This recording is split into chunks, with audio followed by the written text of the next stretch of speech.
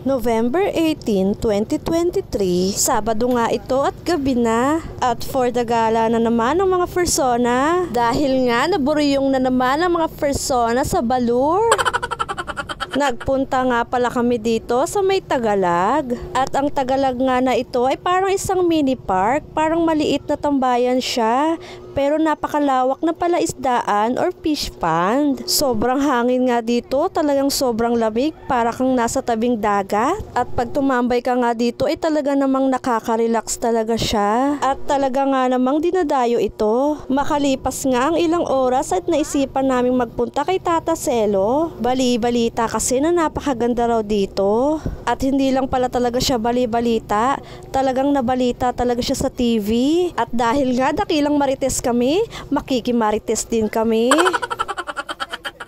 Pagpasok pa nga lang namin dito ay talaga namang nagniningning ng mga mata ng aking mga junakis. Dahil nga Paskong Pasko na rin talaga dito. Hindi lang talaga basta kainan ito o restaurant, pasyalan din talaga ito at talaga namang dinadayo rin talaga siya. At dahil nga weekend ngayon ay talagang expected mo na maraming tao.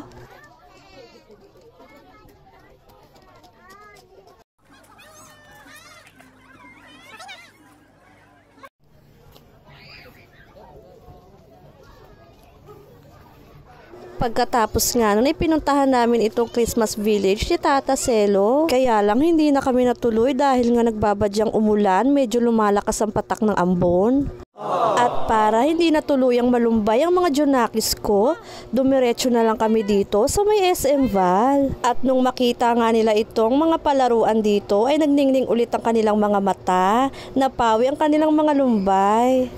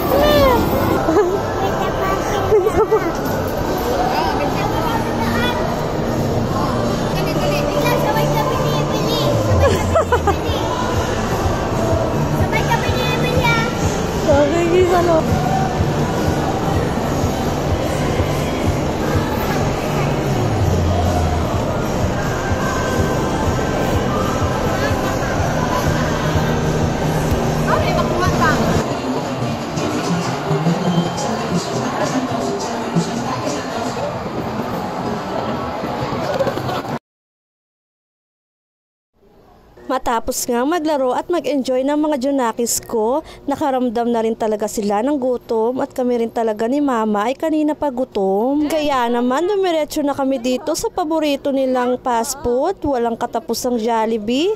Jollibee, baka naman. Talaga nga namang sobrang dami na naming gutom dito. Dahil nga nagmaladora the Explorer kami for today's video, sobrang daming pinuntahan, sobrang daming ganap.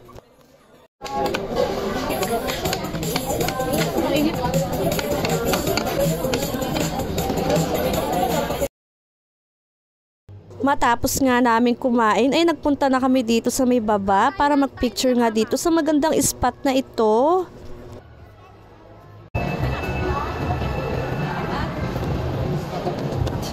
At pagkatapos nga nun, nagpasya na rin kaming umuwi dahil nga 9 na rin ito ng gabi. Dito ko na nga pala tatapusin ng videong ito. Maraming salamat sa matyagang panonood. Bye-bye, paalam, ingat!